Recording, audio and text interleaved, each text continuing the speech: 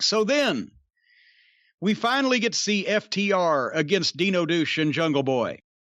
And Jungle Boy started out the match, and if he could work with guys like this every week, he would be a superstar. This kid's a natural. He can sell. He's got the movement. He's got the look.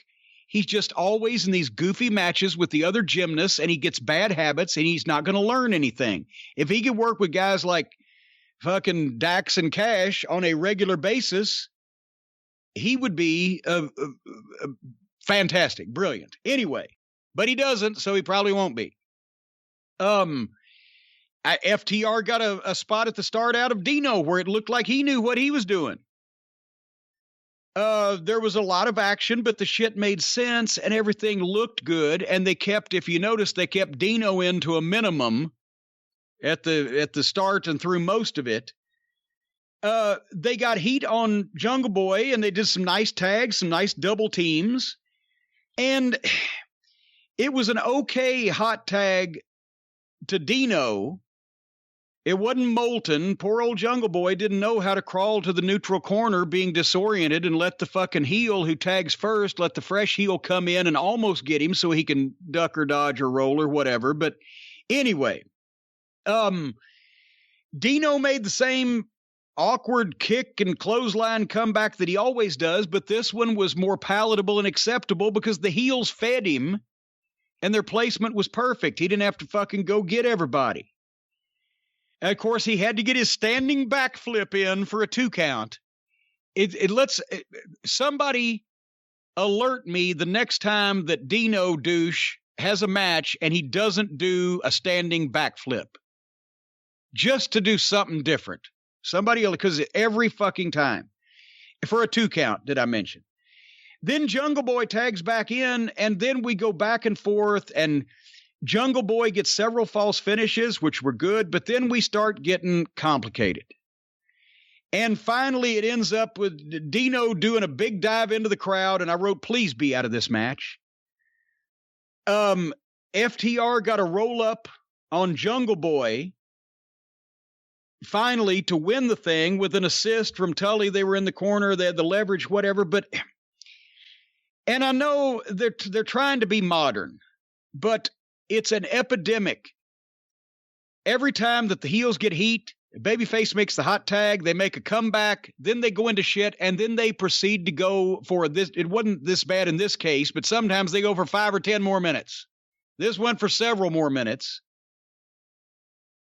Your clock is ticking on whether this is any good, unless you're having a classic match for the title on pay-per-view, which this wasn't. Don't just do every goddamn thing. After the babyfaces come back, the clock is ticking on how much interest you've got and whether you're going to lose people or whether you got the momentum, right? After Dino's big comeback, he could have done his fucking dive and then Jungle Boy's false finishes, and they could have gone into the finish right there. It got so complicated that you lost the plot on what the fuck. Why did they beat Jungle Boy up all that time to give the fresh man the tag, and they've got the people up, and then they just do stuff back and forth where Jungle Boy has to come back and be perfectly healthy, and everybody's got to contribute to this thing. It's one of the best Jungle Boy and Dino Douche matches that I've seen because FTR can work wonders. We've seen now with anybody but Kenny Olivier. But goddamn, some of these things just go so long and so many twists and turns. Every race can't be Le Mans. Every match can't be the main event of Starrcade. Get your heat, get your hot tag, get a nice comeback, get a couple of twists and turns, go the fuck home. So, yes, I mean, FTR, as we mentioned, on basics and positioning and execution, everything else is and laying shit out is so far ahead above everybody. But they have to, at some point in the match, start doing everybody else's modern shit, and that takes it down a level in my mind. So, bit complicated at the end. They had a minute or two in there. They could have fucking cut it down, and it would have been so much better. Just get out while the getting's good. What'd you think? I thought it was all right. I by and large enjoyed it. I will say that the more I see Luchasaurus, the less I feel like he's anything special at all. He had a great look at the start, but the more you see of him, the more that you see that it's always the same shit, and he can't be protected from himself.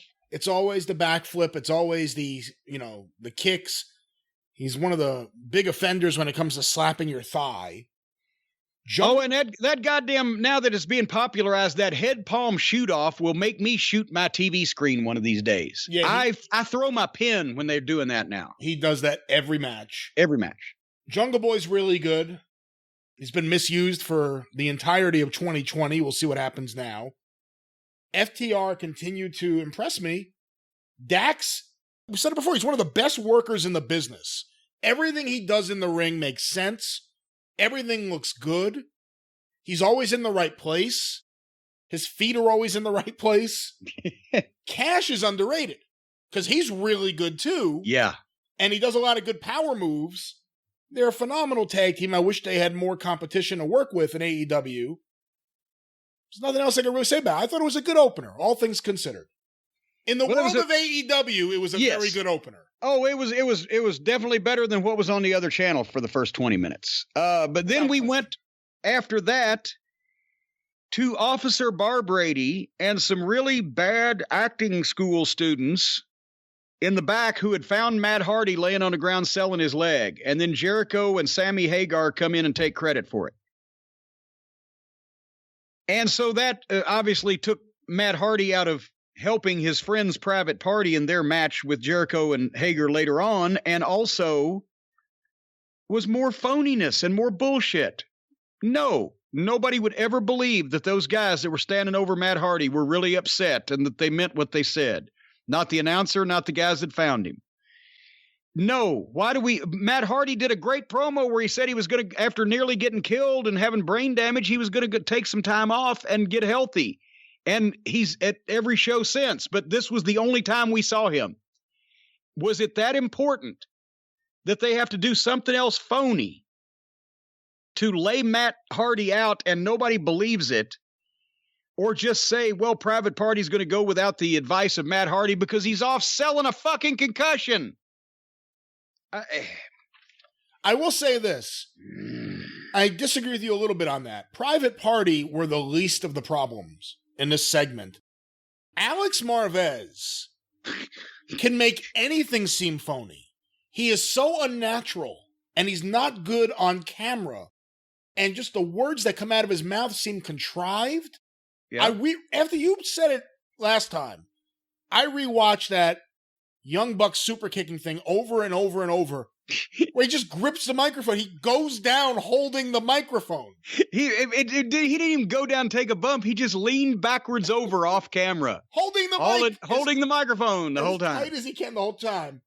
He's really, really bad on there. They've had other people do that role. Assuming that someone else can get to Jacksonville, even with the pandemic, have Dasha do it. She's great on camera. She knows how to not seem disingenuous. Alex Marvez, you want to talk about a black hole of charisma. He puts Brody Lee to shame.